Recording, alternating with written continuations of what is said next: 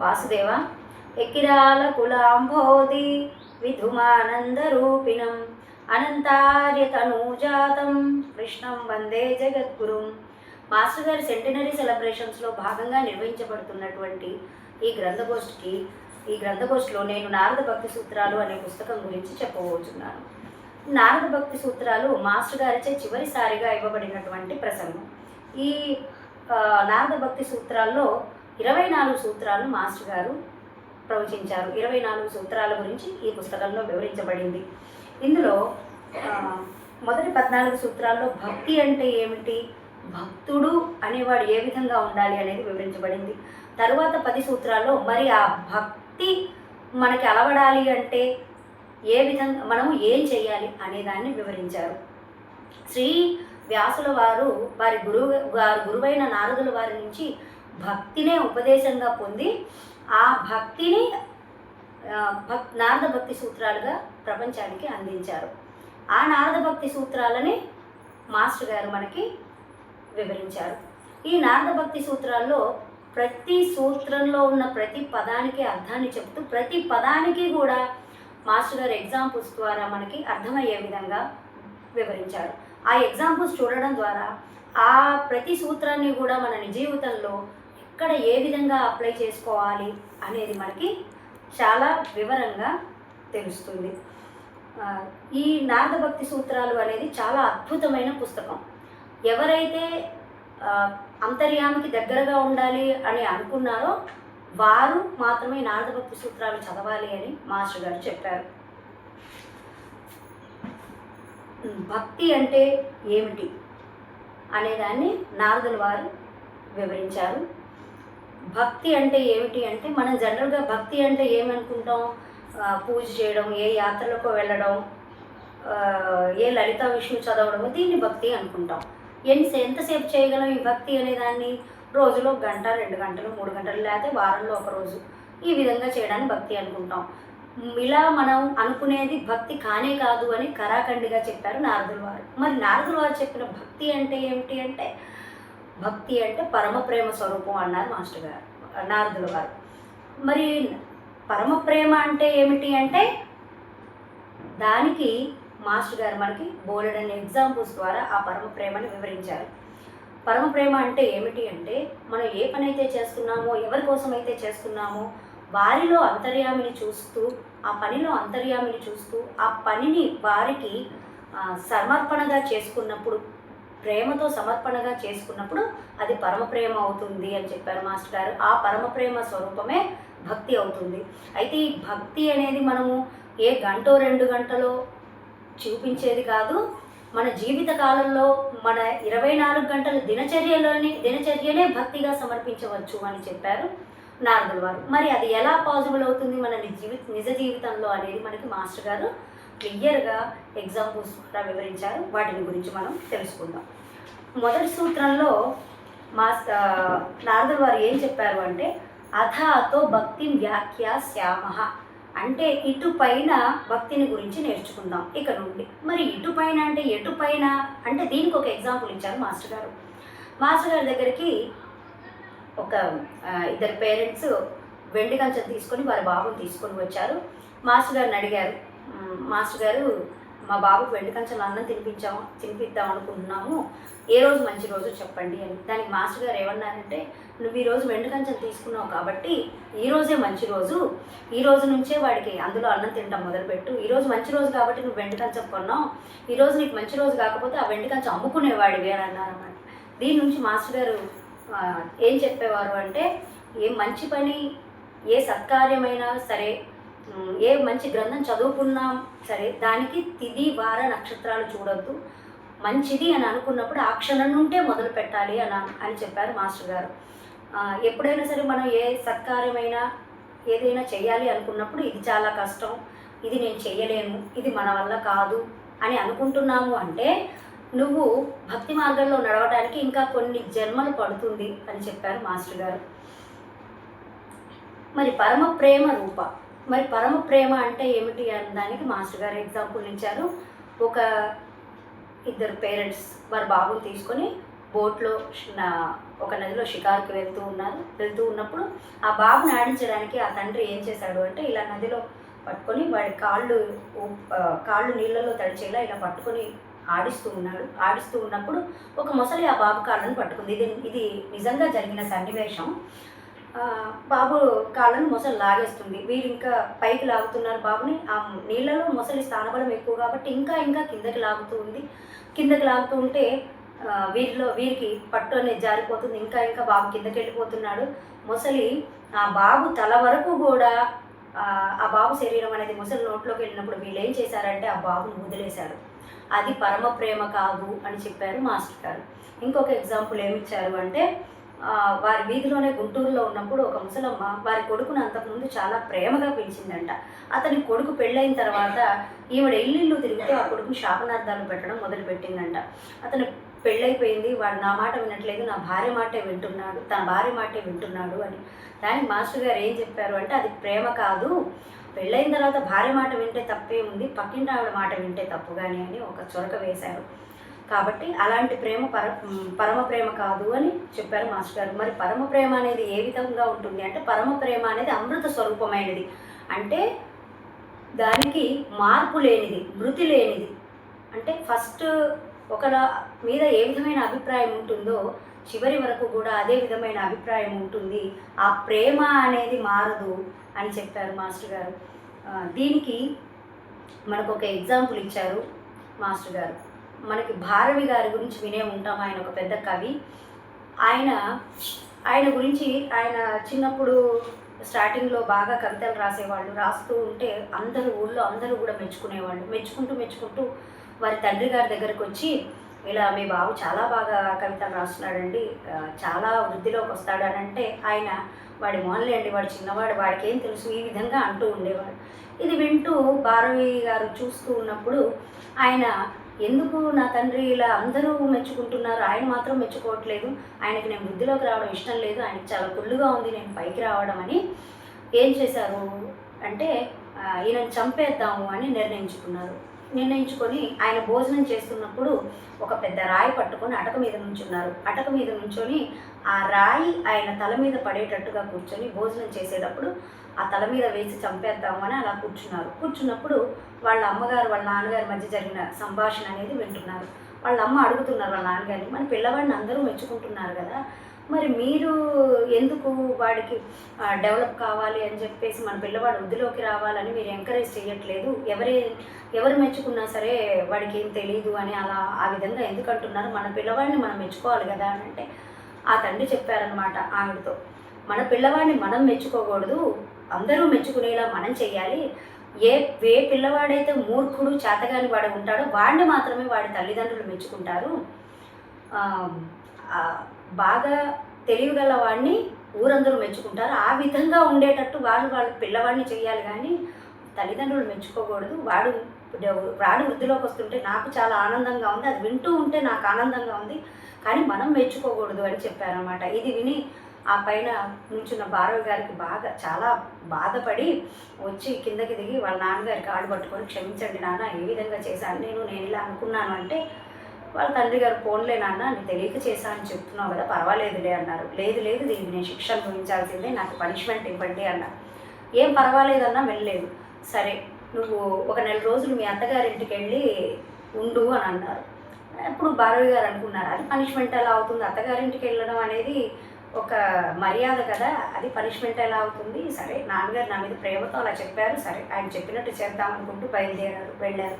దూరం నుంచి చూస్తూనే వాళ్ళ అత్తగారు మామగారు అరే అల్లుడు గారు వస్తున్నారు అని చెప్పి సకల మర్యాదలతో రాజమర్యాదలతో ఆయన ఆహ్వానించి నవకాయ పిండి వంటలతో నెయ్యి గారేటట్టుగా భోజనం పెట్టారు మొదటి రోజు. సరే అలాగే ఉన్నారు. 2వ రోజు కాస్త నెయ్యి తగ్గించి పెట్టారు. 3వ రోజు పప్పు లేకుండా కాస్త పచ్చడి మెతుకులు పెట్టారు. 4వ రోజు ఇంకా తట్టుకోలేక వాళ్ళ అమ్మాయిని అడిగారు, ఏమ్మా అల్లుడు గారికి ఏం పనులు లేవా, వెళ్ళట్లేదా అని. ఇక 5వ రోజు ఆయన్నే అడిగారు, అయ్యో అల్లుడు గారు ఏమన్నా పని ఉన్నట్టుంది మీ ఊళ్ళో, ఏంటి వెళ్తారా అని. ఆయన లేదండి ఇలా 4 రోజులు ఉందామని వచ్చాను అన్నారు. సరే ఇంకా ఈయన ఇలా డిసైడ్ చేసుకున్నాడు కదా అని తెల్లారి పలుగు పారైచి అల్లుడు గారు కాస్త పొలం పని ఉంది చూసుకొని రండి అని చెప్పారనమాట. అప్పుడు ఆయనకు అర్థమైంది, ఇందుకోసమా నాన్న నన్ను ఈ విధంగా అత్తగారింట్లో ఉండమని అన్నారు అని.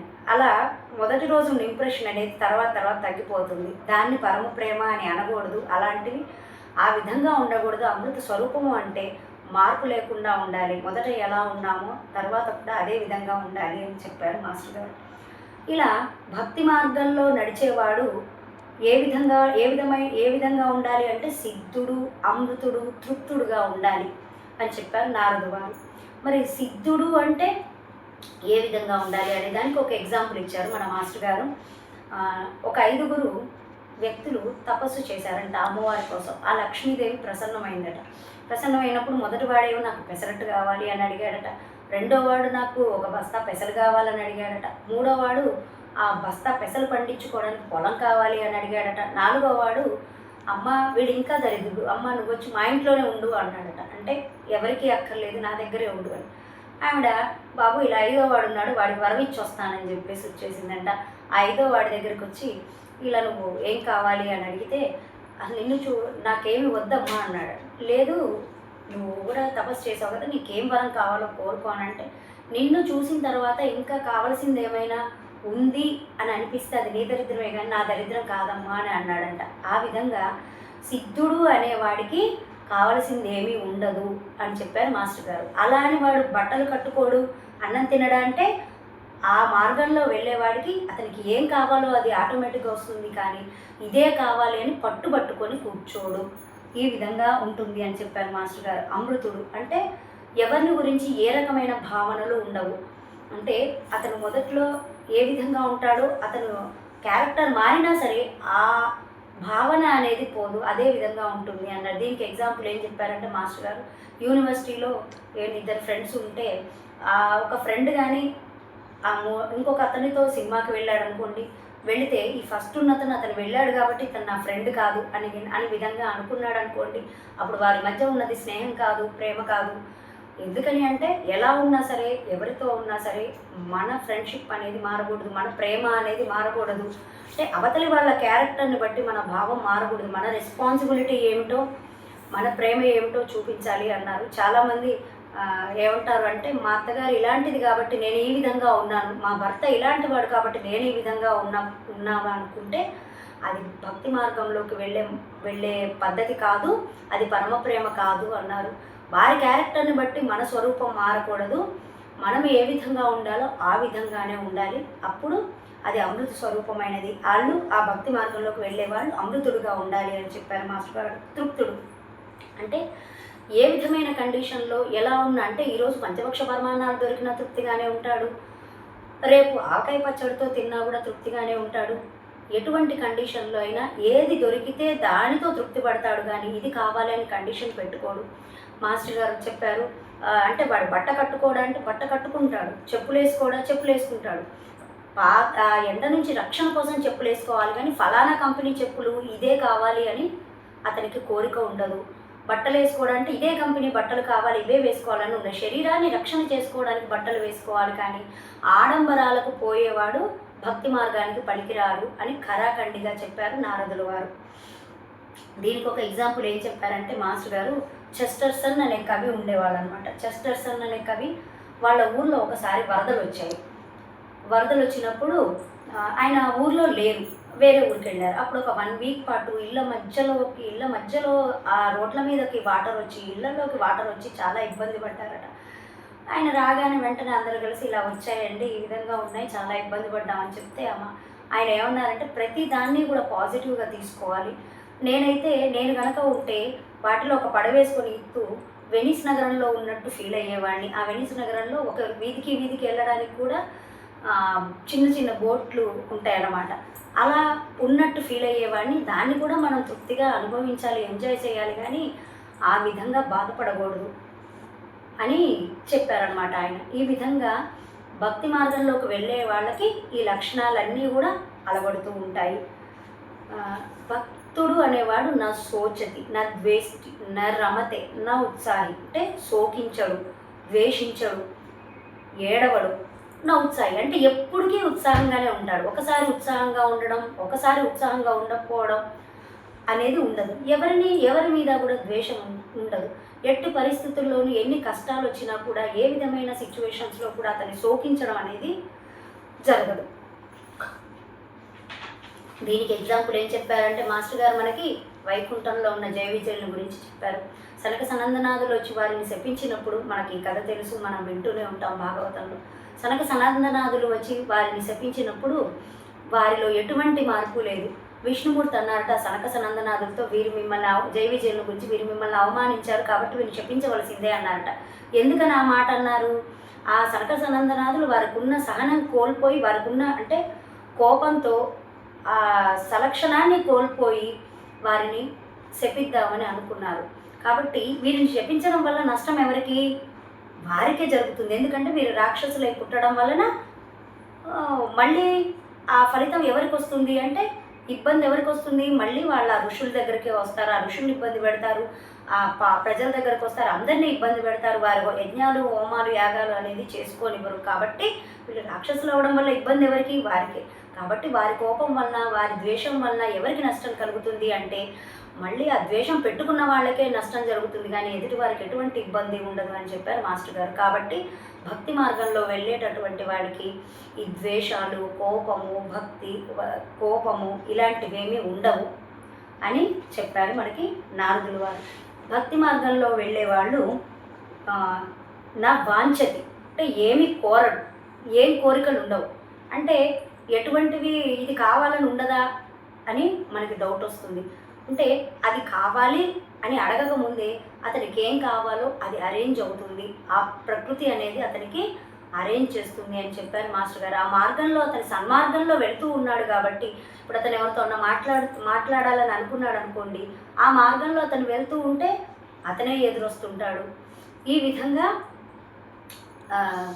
భక్తి మార్గంలో వెళ్ళేవాడికి అనుకోకుండా అతనికి ఏది ఇష్టమో అది ఆ రోజు అరేంజ్ చేయబడుతుంది. దీనికి కూడా చెప్పారు మాస్టర్ గారు. ఒక ఎగ్జాంపుల్ ఏంటి అంటే, ఒకడికి వంకాయ కూర ఇష్టం అండి.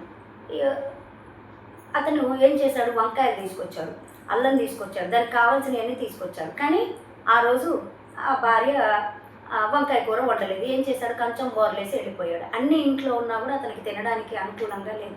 అదే భక్తి మార్గంలో వెళ్ళేవాడికి అనుకోకుండానే ఆటోమేటిక్గా అతనికి ఆ వంకాయ కూర అనేది అతని కంచంలో ఉంటుంది.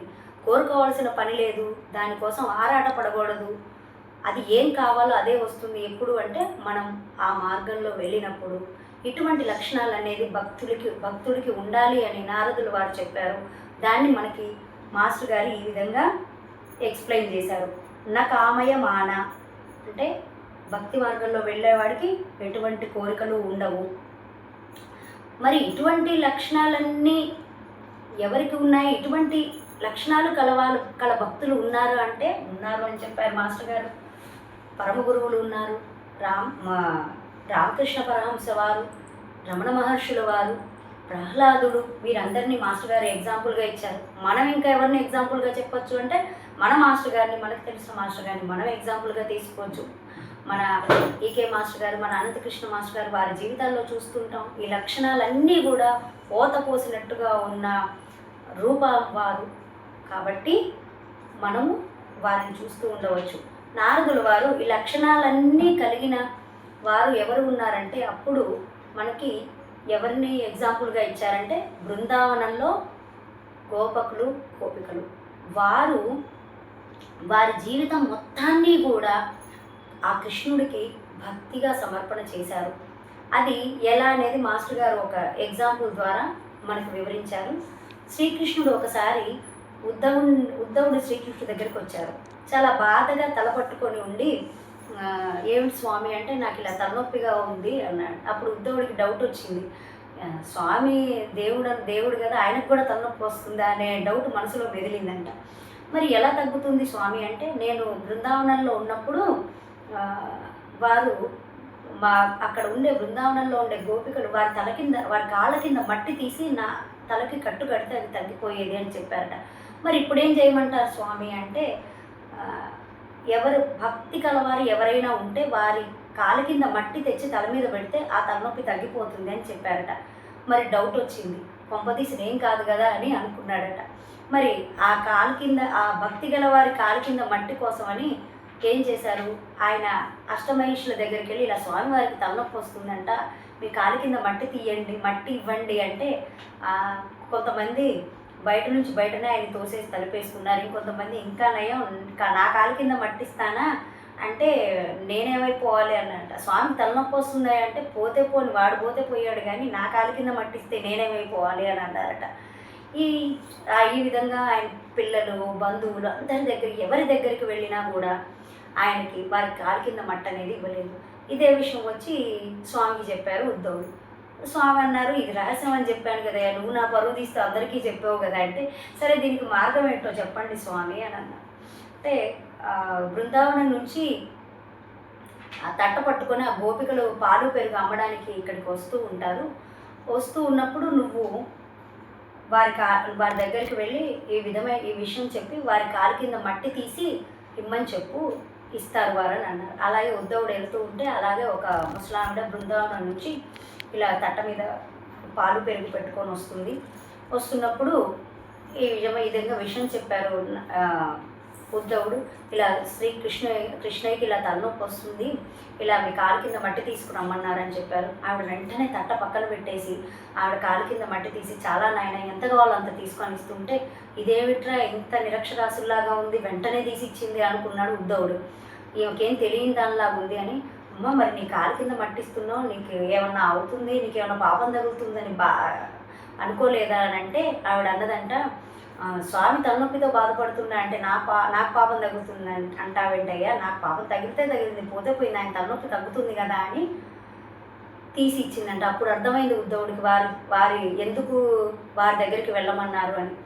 ఆ విధంగా వారికి ఏమవుతుంది, అప్పుడు ఇంకా ఆ మట్టి తీసుకొని ఉద్ధవుడు ఏం చేశాడంటే తల మీద పెట్టుకొని చక్కగా జాగ్రత్తగా ఇంకా మళ్ళీ దొరుకుతుందో లేదో, ఎన్నిసార్లు తలనొప్పి వచ్చినా ఇది వాడచ్చు అని చెప్పి అలా పట్టుకొని వచ్చాడంట. వచ్చేసరికి స్వామివారు చక్కగా షికారుకి వెళ్దామని రెడీ అయ్యి ఉన్నాడంట. ఉంటే అదేవిడు స్వామి తలనొప్పి అన్నారు కదా, మీకోసం మట్టి తెచ్చాను అంటే, నేను మట్టి భక్తుల కాలు కింద మట్టి తల మీద పెట్టుకోమన్నాను కానీ నా తల మీద అని చెప్పలేదు కదా అన్నారంట. అంటే అతనిలో మార్పు రావడం కోసం ఆయన తల మీద పెట్టుకోమని చెప్పేసి చెప్పారు కృష్ణుల వారు. ఈ విధమైన ఎగ్జాంపుల్ ఇచ్చారు. ఇంకొకసారి అట్లాగే మళ్ళీ ఉద్ధవుడు వచ్చినప్పుడు ఆ ఉద్ధవుడితో మాస్టర్ గారు, శ్రీకృష్ణుడు నాకు ఇట్లా మా వాళ్ళని చూసి చాలా రోజులైంది, చూడాలనిపిస్తుంది, కొంచెం వారు ఎలా ఉన్నారో కనుక్కొని చెప్పు, నువ్వు వెళ్ళి నాకు ఇక్కడ కుదరడం లేదు కదా వెళ్ళడానికి, వారందరూ ఎలా ఉన్నారో వారి యోగక్షేమాన్ని కనుక్కొనిరా అని చెప్పి అన్నారు. ఈ ఉద్ధవుడు వెళ్ళారు వాళ్ళ దగ్గరికి. అక్కడ అందరూ చెరువు దగ్గర గోపికలు అందరూ గోపకులు కనబడుతున్నారు. చూస్తూ ఉంటే వారందరూ కూడా ఈ కృష్ణుడి గురించే మాట్లాడుకుంటున్నారు. ఆ రోజు కృష్ణుడు ఇక్కడ కూర్చున్నాడు, ఆ రోజు కృష్ణుడు నా తలలో పూలు లాగాడు, ఆ రోజు కృష్ణుడు నేను ఇక్కడ అన్నం పెట్టాను, ఈ విధమైన డిస్కషనే జరుగుతుంది వారి మధ్యలో. అప్పుడు వెళ్ళాడంట, ఇలా కృష్ణుడు మీ దగ్గర నుంచి వెళ్ళిపోయి చాలా సంవత్సరాలు అయిపోయింది కదా, మీకు ఆయన చూడాలనిపిస్తుందా అంటే, ఎలా అనిపిస్తుంది, మీకు బాధగా అనిపిస్తుందా అంటే, ఆయన మా మధ్య లేడన్న విషయం మేము అనుకుంటే కదా, మా పిల్లల్లో కృష్ణుడిని చూస్తున్నాం, ఆ కృష్ణుడిని తలుచుకొని మా పిల్లవాడికి మేము అన్నం పెడుతున్నాం అంటే, వారు ఏ పని చేసినా కూడా ఆ కృష్ణుడికి సర్వసమర్పణగా చేస్తున్నారు. అక్కడ ఎదురుగా ఉన్న వారి భర్తలో, వారి పిల్లల్లో, వారి పక్షాదుల్లో కూడా కృష్ణుడిని చూస్తూ ఆ కృష్ణుడికే ఆ పనులన్నీ కూడా సర్వసమర్పణ చేస్తున్నారు. కాబట్టి వారు నిజమైన భక్తులు అని వారిని ఎగ్జాంపుల్గా ఇచ్చారు మనకి నారదులు వారు భక్తి మార్గంలో వారు ఏ వేదాలు చదువుకోలేదు, భక్తి సూత్రాలు చదువుకోలేదు, అయినా సరే వారి జీవితాన్ని సర్వసమర్పణ చేసి వారు భక్తులయ్యారు అని మనకి నారదులు వారి గురించి చెప్పారు. అప్పుడు ఏం చేశారు అంటే, ఆ గోపికలు మీరు మా కృష్ణుడిని చూడటానికి వెళ్తున్నారు కదా అని ఈ వెన్న అతనికి మా కృష్ణుడికి ఇవ్వండి అని చెప్పి ఒక వెన్న ముద్ద పట్టుకొని ఇచ్చిందట ఒక గోపిక. అదేమిటమ్మా ఆయన అనుకున్నాట, ఈ మాత్రం తెలియదా వీళ్ళకి, ఈ వెన్న ఇక్కడి నుంచి తీసుకెళ్ళి అక్కడ ఇచ్చేసరికి కరిగిపోతుంది కదా అని అన్నారంట. అప్పుడు ఆవిడ అన్నదంట, అదేమిటి మీకు ఈ విషయం కూడా తెలీదా, మీరు భక్తులు కదా, కృష్ణనామ స్మరణ చేసుకుంటూ వెళ్తే ఎంత దూరమైన వెన్న కరగదు అని మా కృష్ణుడు చెప్పారు మాకు, మేము అదే విధంగా మేము పట్టుకొని కృష్ణుడు ఎంత దూరంలో ఉన్నా కూడా అలా వెళ్తూ కృష్ణుడికి వెన్న పెట్టేవాళ్ళం, అది ఎప్పుడు కరిగిపోలేదు అని చెప్పంటే ఇక ఏమీ చేసేదేమీ లేక ఆ వెన్న చేతిలో పట్టుకొని బ్రతుకుజీవుడా అనుకుంటూ అది ఎక్కడ కరుగుతుందో దాన్ని చూసుకుంటూ గబగబా ఆ కృష్ణనామ స్మరణ చేసుకుంటూ వెళ్ళి ఆ కృష్ణుడు కనబడగానే ఆ కృష్ణుడి చేతిలో ఇలా పడేసి చేతులుకున్నాడంట. అంత భయం వేసి నేను ఆ కరిగిపోతే నేను ఎక్కడ పాకుతుంది కాదు అని డౌట్ వస్తుంది కదా. అలా ఆ విధంగా వాళ్ళు ప్రతి పనిలో ప్రతి వ్యక్తిలో కూడా కృష్ణుని చూస్తూ ప్రతి పనిని కూడా ఆయనకి సమర్పణ చేస్తూ వారి జీవితాన్ని మొత్తం కూడా ఆయనకి సర్వసమర్పణగా చేశారు కాబట్టి వాళ్ళు భక్తులయ్యారు. ఇది మొదటి 14 సూత్రాల్లో ఈ విధమైన లక్షణాలు అనేది మనకి ఈ 14 సూత్రాల్లో కూడా నారదుల వారు వివరించారు. మరి తర్వాత 10 సూత్రాల్లో ఈ లక్షణాలు మనకి రావడానికి భక్తులుగా మారడానికి ఏం చెయ్యాలి అనేది వివరించబడింది. దానికి ఏం చెప్పారు అంటే నారదుల వారు సద్గ్రంథ పఠనం, సత్సాంగత్యం ఈ విధమైనవి చేస్తూ ఉండడం వల్ల ఆ లక్షణాలు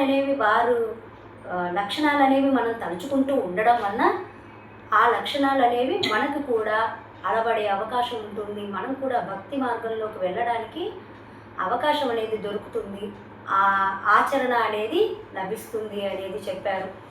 ఈ విధంగా గొప్ప వ్యక్తులు, సన్మార్గంలో ఉన్నవాళ్ళు అంటే ఇప్పుడు మన ఎదురుగా మనకి కనిపించే పర్సన్స్లో కూడా కొంతమంది మంచి పనులు చేసే వాళ్ళు ఉంటారు. వాళ్ళ గురించి తలుచుకుంటూ వాళ్ళు చేసిన మంచి పనులు మనం తలుచుకుంటూ ఉండాలి. ఆ విధంగా మంచి తలుచుకుంటూ ఉండడం వలన ఆ లక్షణాలను మనము చేయాలి, మనకి అలవడే అవకాశం ఉంటుంది. సద్గ్రంథాలు చదవడం వల్ల భాగవతం పుస్తకం మాస్టర్ గారు చెప్తారు, రామాయణాన్ని తెచ్చి కొంతమంది పూజా మందిరంలో పెట్టి పూలు పెట్టడం వల్ల ఏమీ ప్రయోజనం లేదు. ఆ పూజా మందిరంలో పెట్టి ఆ పుస్తకాన్ని చదువుతూ ఆ రాముడి జీవితం ఏ విధంగా ఉంది, సీతారాములు ఎలా ఉన్నారు, ఆయన ఒక మంచి కొడుకుగా మంచి భర్తగా ఎలా ఉన్నాడు అని చదివి ఆ లక్షణాలను మనం అలవర్చుకోవడానికి ఆచరించడానికి ప్రయత్నించడం ద్వారా మనకి భక్తి అనేది అలవడుతూ ఉంటుంది. కానీ అది తెచ్చుకొని పూజా మందిరంలో పెట్టడం ద్వారా మనకి ఎటువంటి మార్పు రాదు. ఏ దేవుడి దగ్గరికి వెళ్ళినా సరే ఏ కోరిక కోరుకున్నా ప్రయోజనం ఉండదు. కానీ ఆ మూర్తిని చూసినప్పుడు మనలో ఎప్పుడైతే మార్పు కలుగుతుందో అప్పుడు మాత్రమే మనం ఆ దేవుడి దగ్గరికి వెళ్ళినా ఆ యాత్ర చేసినా కూడా ఆ ఫలితం అనేది వస్తుంది. కానీ ఎన్ని యాగాలు చేసినా ఎన్ని పూజలు చేసినా మన లోక కళ్యాణం కోసం చేయనప్పుడు, మన సొంతం కోసం చేసినప్పుడు దాని వలన మనకు ఎటువంటి ప్రయోజనము ఉండదు. మనం ఎప్పుడైతే మనము సన్మార్గంలో నడుస్తూ లోక కళ్యాణం కోసం ఆలోచిస్తూ సేవా మార్గంలో వెళ్ళినప్పుడు మాత్రమే మనకి ఆ భక్తి లక్షణాలు అనేది అలవడడానికి అవకాశం ఉంటుంది, మనం భక్తులుగా మారడానికి అవకాశం ఉంటుంది. అందుకోసమే మనం ఈ గ్రంథ పఠనం మాస్టర్ గారు ఎందుకు సూచించారు అంటే, సద్గ్రంథ పఠనం ఎందుకు చేయాలి అంటే, మాస్టర్ గారు ప్రతి పుస్తకంలో కూడా మన కర్మలని ఏ విధంగా తగ్గించుకోవాలి, పాపకర్మల్ని ఏ విధంగా తొలగించుకోవచ్చు అనేది ప్రతి పుస్తకంలో కూడా వివరించబడింది. వాటిని చదువుతూ ఉండడం ద్వారా మన ఆచరణలో మార్పు వస్తుంది. మనం వాటిని ఫాలో అవుతూ మన మార్గాన్ని సుగమం చేసుకుంటూ సేవా మార్గంలో నడుస్తూ మనం కూడా అలా మారడానికి అవకాశం ఉంటుంది. కొన్ని జన్మల తర్వాత అయినా మనం ఆ విధంగా మారడానికి అవకాశం ఉంటుంది అని మాస్టర్ గారు ఈ సద్గ్రంథ పఠనాన్ని సూచించడం అనేది జరిగింది. దీనికోసమే ఈ మాస్టర్ గారు ఏ పుస్తకం చదివినా సరే ఆ పుస్తకంలో మనకి ఇటువంటివన్నీ కూడా వివరించడం, ఏ పుస్తకం చదివినా సరే మనలో మార్పు వస్తుంది. మనలో మార్పు రావడానికి కావలసిన విషయాల్ని సూచించారు. కాబట్టి ఈ గ్రంథగోష్ఠిలో పాల్గొనడానికి అవకాశం ఇచ్చిన మాస్టర్ గారి పాదపద్మములకు మరి ఒకసారి నమస్కరిస్తూ వాసుదేవ.